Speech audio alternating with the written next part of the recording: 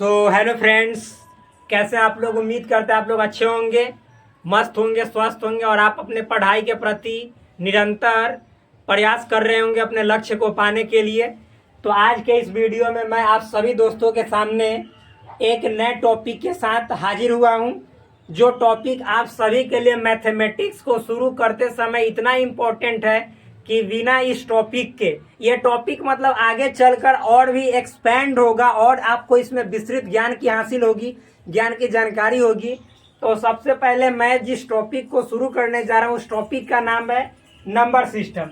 आप सोच सकते हैं कि बिना नंबर्स के, बिना संख्या के मैथमेटिक्स की कल्पना नहीं हो सकती है। मैथमेटिक्स यदि सॉल्व कर रहे हैं और उसमें संख्या का जिक्र न आए तो समझ सकते हैं कि वो मैथमेटिक्स अधूरा है। एक तरह से जो संख्या है वो मैथमेटिक्स की आत्मा है।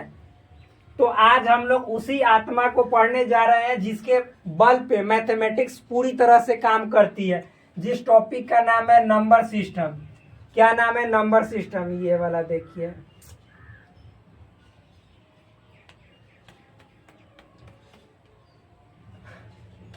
जिस टॉपिक का नाम है नंबर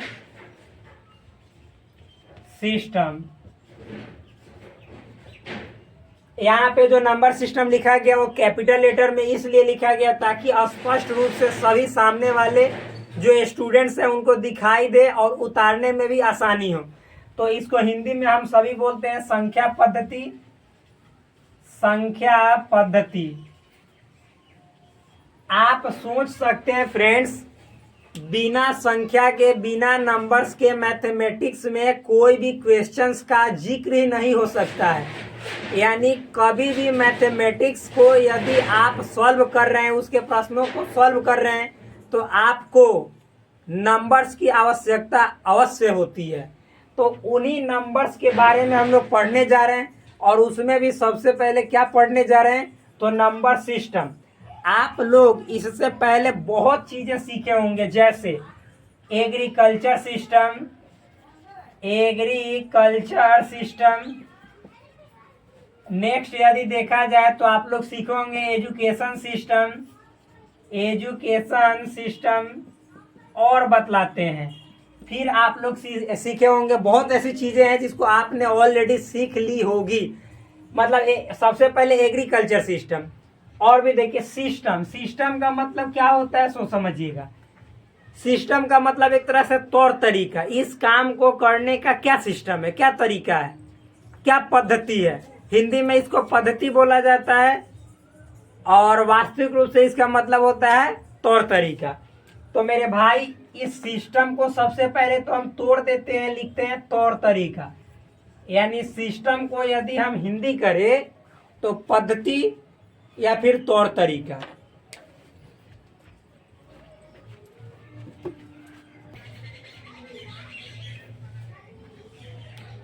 जैसे आपने इससे पहले सुना होगा agriculture system, education system. System का मतलब होता है तौर तरीका। यहाँ पे समझिएगा फ्रेंड्स कि क्या होता है सिस्टम का मतलब। सबसे पहले मैं आप सभी को बतला देना चाहता हूँ कि यदि आपसे कोई पूछे कि एग्रीकल्चर सिस्टम का मतलब क्या होता है, हिंदी में बोले तो कृषि पद्धति। क्या? कृषि पद्धति। और एजुकेशन सिस्टम का मतलब होता है शिक्षा पद्धति,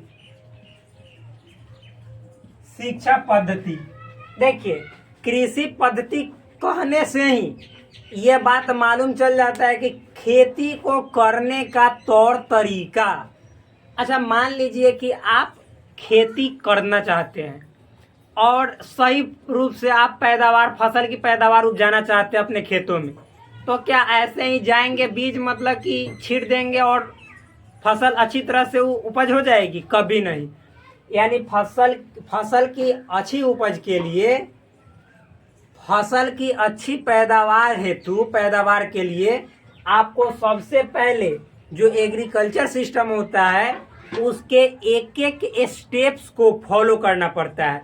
मतलब खेती की जो पद्धति होती है, खेती करने का जो तौर तरीका होता है, उसके एक एक स्टेप को, चरण को आपको फॉलो करना पड़ेगा, तब जाकर खेती अच्छी पैदावार दे सकती है। जैसे मान लीजिए सबसे पहले आपको क्या करना पड़ता है, मिट्टी का चयन करना पड़ता है।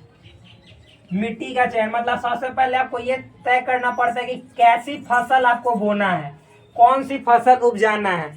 जिस फसल को उपजाना है उस फसल के अनुसार आपको वैसी मिट्टी की जरूरत होती है जिस मिट्टी में उस फसल की पैदावार अच्छे तौर तरीके से हो सके।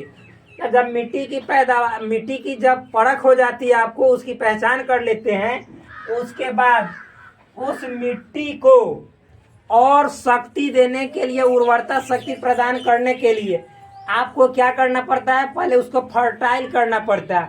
मतलब जुताई करते हैं, जुताई करने के बाद फिर उसमें हम लोग क्या बुआई कर देते हैं। जुताई करते हैं, फिर जहाँ पे पानी की कमी होती है वहाँ पे पहले पानी पटा के तब जुताई करते हैं। पानी पटाना मतलब सिंचाई करना, तब पानी पटा देते हैं, फिर जुताई करते हैं। फिर जुताई करने के जस्ट बाद हम लोग क्या उसमें बीज बो देते हैं। बीज बोने के बाद हम लोग फिर समय समय के अनुसार पानी देते हैं, खाद देते हैं, और फिर धीरे धीरे सुहाई निराई भी करते हैं। जो खरपतवार उसमें लग जाते हैं, अवांछनीय पौधे जो जम जाते हैं, उसके साथ साथ तो उसको हटाते हैं कि जो मेन पोषक तत्व जो फसल को मिलना चाहिए, वो पोषक तत्व जो खरपतवार होता है, घास जिसको कहते हैं, वो ले लेता है, तो उसको हटाते हैं, जिसको निराई और हम लोग के भाषा में सुहाई कहते हैं। तो वो हो जाने के बाद फिर मतलब धीरे धीरे खेतों से, जैसे खेत में यदि किसी प्रकार का जानवर ना अंदर आम पाए, फिर पक्षियों से शुरू में तो पक्षियों से रक्षा करना पड़ता है कि बीज चुक कर यानी चुन कर खा ना जाए। और फिर धीरे धीरे जैसे बड़ा होता है फसल, जानवरों से बचाते हैं ताकि चढ़ ना जाए। और एक ऐसा समय आता है जिस समय फसल पककर तैयार हो जाती है और खेतों में लहलहाती है, और फिर ऐसा समय आता है जब उसकी कटाई होती है। और कटाई होने के बाद किसान फिर उसको थ्रेसिंग के द्वारा, दौनी के द्वारा उसका जो मेन पैदावार होता है, फसल होता है, उसको अलग निकालता है, और उसके जो बचे पार्ट है, शेष पार्ट है, उसको अलग करते हैं। जुताई जो जिसका भूसा में यूज होता है या फिर अन्य प्रकार के चीज़ों में यूज कर लिया जाता है। और उसके बाद जो फसल वो अपने घर लाता है, पहले इकट्ठा कर लेता है, स्टोरेज हो जाता है। स्टोर के बाद जब अपने घर लाता है और उस फसल से क्या करता है, वह खाना बनाता है अपने घरों में। और सबसे पहले उस खाना को पूजा के भगवान के लिए एक तरह से प्रसाद के रूप में चढ़ाता है, तब वो खुश होता है और अपने मेहनत के फल को इतना एंजॉय करता है जितना हम लोग अपने मेहनत को एंजॉय करते हैं। ये देखिए हमारे साथ जो है अभी डिस्टर्ब में हमारे भांजे हैं, तो डिस्टर्ब कर रहे हैं, देखिए हंस रहे हैं, तो कोई दिक्कत ना। खैर चलिए हम लोग चलते हैं। तो इस तरह से तो ये एक सही रूप है, तौर तरीका है, मत हिलाइए, सही तौर तरीका है किस काम को करने का, खेती करने का, खेती का काम करने का। अब उसी तरह से एजुकेशन सिस्टम, तो एजुकेशन सिस्टम का मतलब ही होता है कि पढ़ाने का, पढ़ने का तौर तरीका, आप कैसे पढ़ते हैं, कैसे पढ़ाते हैं, इसका सिस्टम। तो मेरे भाई अलग अलग समय में स्टूडेंट्स को अच्छी शिक्षा देने हेतु, उसके कौशल को एक तरह से उन्नत बनाने हेतु, उसके शिक्षा में कुशलता लाने हेतु सरकार तरह तरह की शिक्षा में नई नई योजनाओं का क्या करती है, शुभारंभ करती है और नई नई योजनाएं लाती है। जैसे हाल ही में, फिलहाल में आप लोग सुने होंगे न्यू एजुकेशन पॉलिसी 2020 में शिक्षा के फील्ड में एक नया एजुकेशन पॉलिसी लाया सरकार मतलब कि न्यू एजुकेशन पॉलिसी लाई, जिसके तहत क्या करना पड़ता है मेरे दोस्त। तो यहाँ पे देखिएगा, तो छोटे लेवल से ही बच्चों को जो आजकल की जो आधुनिक शिक्षा है, जिसमें कंप्यूटर, लैपटॉप, फिर मतलब स्मार्ट क्लासेस, इन सभी के माध्यम से तरह तरह की चीज़ों को प्रैक्टिकल वे में समझाया जाना है। तो इस शिक्षा पद्धति में क्लास 6 से ही बच्चों को प्रैक्टिकल नॉलेज देना है, साथ ही साथ उसको तरह तरह के स्किल देना है, जैसे चित्रकारी करने का स्किल देना है, फिर हाथ से दस्तकारी जो किया जाता है, हस्तकरघा उद्योग को जीवंत बनाने का काम करना है, ये सभी स्कूल लेवल पे होने चाहिए। लड़कियों को सिलाई मशीन का स्किल दिया जाता है, सिखाया जाता है। फिर आपको और भी चीज़ें सिखाई जाती हैं जो आपके जीवन में आने वाले समय में पढ़ाई के साथ एक एक्स्ट्रा प्रोफेशनल लाइफ जीने के लिए आपको कुशलता प्रदान करती है। वो शिक्षा कौशल प्रोवाइड करती है। कंप्यूटर क्लास 6 में शुरू हो जाता है कंप्यूटर चलाने का। प्राइवेट में तो बहुत पहले से शुरू हो जाता है, लेकिन सरकार जो है क्लास 6 से कंप्यूटर को बढ़ावा देने लगी है आजकल के एजुकेशन सिस्टम में, जिससे कि आजकल वो इस मॉडर्न जमाना में अपने आप को सरवाइव कर सके और कंप्यूटर से जुड़ सके। क्योंकि without internet life is impossible nowadays. बिना इंटरनेट के जो आज का जीवन है वो असंभव सा लगता है। तो भाई इंटरनेट सही तरह से यूज करने के लिए आपको कंप्यूटर की सही नॉलेज भी होनी चाहिए, जिसके अनुसार आप जो भी है कंप्यूटर है, लैपटॉप है, मोबाइल है, इवन मोबाइल फ़ोन, उसका अच्छा तरह से यूज कर सकते हैं। उसमें जितने जो फीचर्स हैं उन सभी फीचर्स को आप समझ कर और अपने जीवन में उससे कुछ फ़ायदे उठा सकते हैं। इतना समझने के बाद तो इससे क्या हो गया है, जो आपका एजुकेशन है, जो ये सिस्टम है, ये सिस्टम एक तरह से प्रोडक्टिव बन गया है। प्रोडक्टिव मतलब आपको क्लास 6 में ही ऐसा आप अपने आप के अंदर फील करने लगेगा कि हम कुछ कर सकते हैं, हमारे अंदर कुछ हुनर हो गया है। बहुत ऐसी चीज़ें हैं जो सिखाई जाती है न्यू एजुकेशन पॉलिसी के तहत। लेकिन हाँ, ये सब केवल कहने को है। आप देखिए साइंस के जितने जो स्कूल होते हैं, सरकारी स्कूल, सरकार हर चीज़ें फैसिलिटी प्रोवाइड करवाती है, मगर शिक्षक उस लेवल का होता नहीं है जो क्लास में जो भी चीज़ें हैं, चाहे वो साइंस में बायो का हो, बायो का पार्ट हो, फिजिक्स का पार्ट हो, केमिस्ट्री का पार्ट हो, उससे संबंधित जो आपको टॉपिक्स हैं, उन टॉपिक्स को क्लियर करने के लिए आपको विजुअलाइजेशन यानी सामने दिखा दिखा कर प्रैक्टिकल वे में आपको पूरा करवा सके। चाइना आज हमसे समझिए तो 100 साल आगे है रियल में। आप जाइए चाइनीज ब्लॉग देखिए, जाकर देखेंगे आपको उसमें मिलेगा जो एक निरंजन भाई का ब्लॉग आता है, वो जब उनका देखिएगा तो चाइना के एक एक टेक्नोलॉजी के बारे में अपने वीडियो में बताते हैं। भाई उस वीडियो से आपको बहुत ज़्यादा ज्ञान होगा, तो जाइएगा, उसको देखने के बाद आपको मालूम चल जाएगा कि वास्तव में आज भारत कहाँ खड़ा है और चाइना कहाँ पहुँच चुका है। आप जब तुलना कीजिएगा तो भारत टिक नहीं पाएगा चाइना के टेक्नोलॉजी के आगे। चाइना में क्यों? क्योंकि वहाँ का बच्चा बच्चा इनोवेटिव हो चुका है। इनोवेटिव कहने का मतलब है कि वह कुछ न कुछ नई नई चीज़ों को खोज करते रहता है। इसी कारण चाइनीज टेक्नोलॉजी दुनिया को अब क्या कर रही है, अपना मार्केट के रूप में बना रही है। सब देश में देखिएगा तो आपका चाइना का माल अवश्य मिल जाएगा। ये एक तरह से क्या मेहनत का परिणाम है। क्या किस मेहनत का? क्लास 6 से ही, स्कूल लेवल से ही बच्चों में जो एक साइंटिफिक टेम्परामेंट होता है उसको भरना। तो ये सभी एजुकेशन सिस्टम में ही कवर होता है। तो एजुकेशन सिस्टम कहने का मतलब है शिक्षा की वह पद्धति जिसमें हर प्रकार के शिक्षा को शामिल किया जाता है। एक सेकेंड फ्रेंड्स,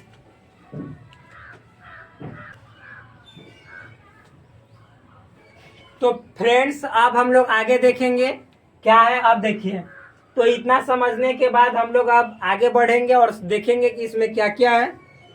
तो देखिए, तो ये जो अभी आपने शिक्षा पद्धति समझा कि एक ऐसा शिक्षा व्यवस्था जिसमें स्टूडेंट्स को हर प्रकार के स्किल को, नॉलेज को टीचर के द्वारा प्रदान किया जाता है, और वो जो स्टूडेंट्स है वह अपने आप को सर्वांगीण रूप से, समग्र रूप से विकास एक तरह से वो अपने अंदर महसूस करता है कि हाँ, हम कैपेबल हो चुके हैं कि बहुत सारे फील्ड में हम अच्छे तरीके से काम कर सकते हैं। तो ऐसी प्रोडक्टिविटी स्टूडेंट्स के अंदर आती है जो कुछ नया नया इनोवेटिव चीज़ को कर सकता है। तो ये चीज़ें हैं। तो उसी तरह से मेरे भाई, कृषि पद्धति का मतलब होता है खेती को सही तौर तरीके से करने का तरीका।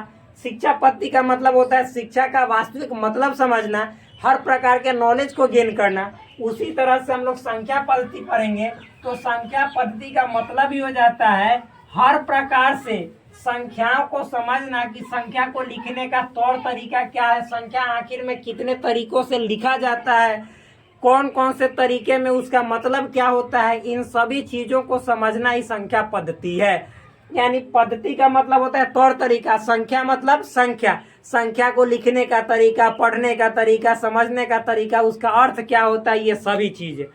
तो लिख रहे हैं इसके डेफिनेशन को। हम एक बात और आप लोग को बताते हैं कि एक एक चीज का डेफिनेशन आपके सामने रहेगा ताकि आप लोगों को उतारने में सुविधा हो। और प्लीज आप यदि चैनल पे नए हो तो चैनल को सब्सक्राइब करो, वीडियो अच्छा लगे तो वीडियो को लाइक ठोको और अपने दोस्तों के बीच शेयर भी करो। तो लिखते हैं मेरे दोस्त, लिख रहे हैं ये गणित का ही ब्रांच है। संख्या पद्धति कहाँ पढ़ा जाता है? मैथमेटिक्स में। तो लिख रहे हैं गणित की वह शाखा, गणित की वह शाखा जहां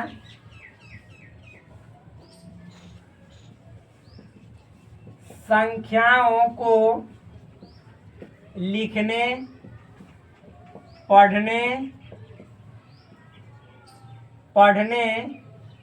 लिखने, पढ़ने, बोलना पढ़ना सब सेम ही हुआ, लिखने, पढ़ने, बोलने एवं उसका अर्थ समझने का, गणित की वह शाखा जहाँ संख्याओं को लिखने, पढ़ने, बोलने एवं उसका अर्थ समझने का अध्ययन किया जाता है,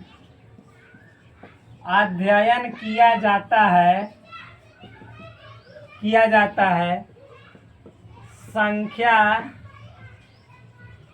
पद्धति कहलाता है।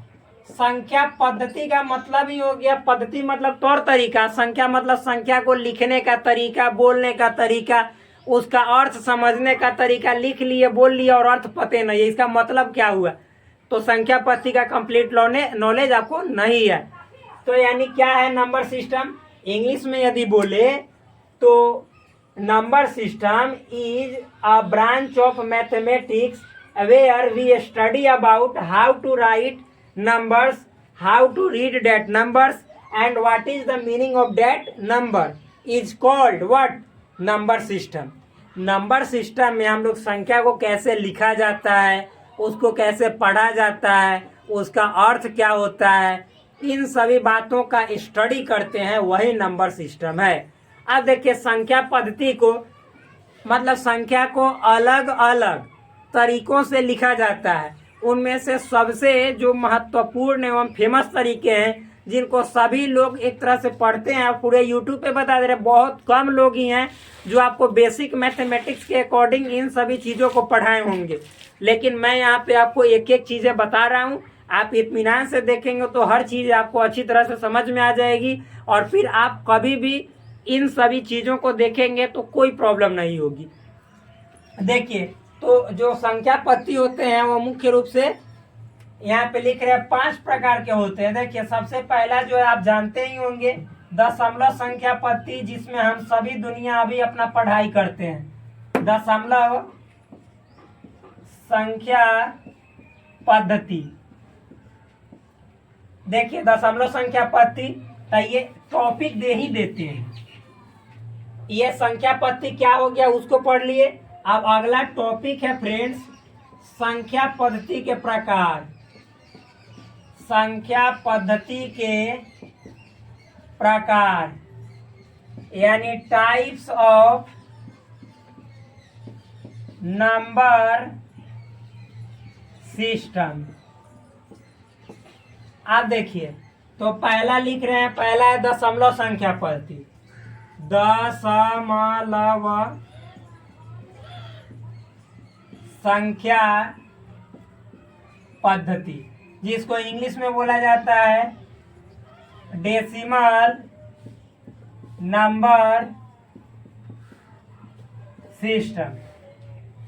2 नंबर है, पहला दशमलव संख्या पद्धति, 2 नंबर लिखेंगे हम लोग द्विधारी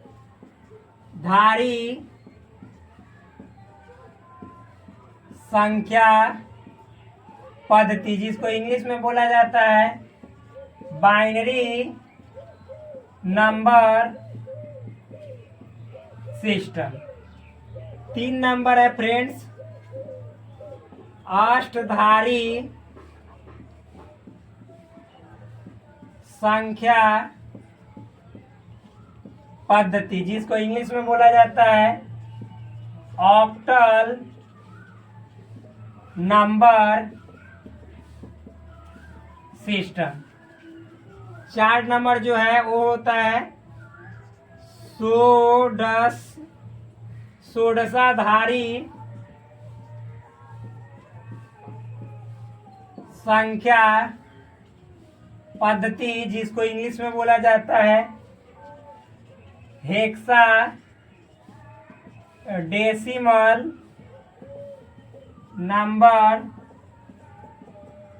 सिस्टम।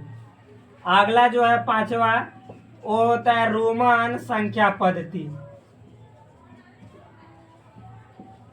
और इसको इंग्लिश में भी बोला जाता है रोमन नंबर सिस्टम। इंग्लिश में भी रोमन नंबर सिस्टम बोला जाता है। देख लेते हैं कि नीचे वाला वीडियो तो कट नहीं हो गया, नहीं सही है। तो इसको बोला जाता है रोमन नंबर सिस्टम। तो इस तरह से कितने नंबर सिस्टम हो गए? 5 नंबर सिस्टम हो गए। मुझे उम्मीद है कि आप लोग को ये अच्छे तरीके से दिखाई दे रहा होगा। अब यहाँ पे मिटा दे रहे हैं ताकि आप वीडियो को लिखना होगा तो पॉज करके रोक कर और लिख सकते हैं। तो इसको मिटाते हैं।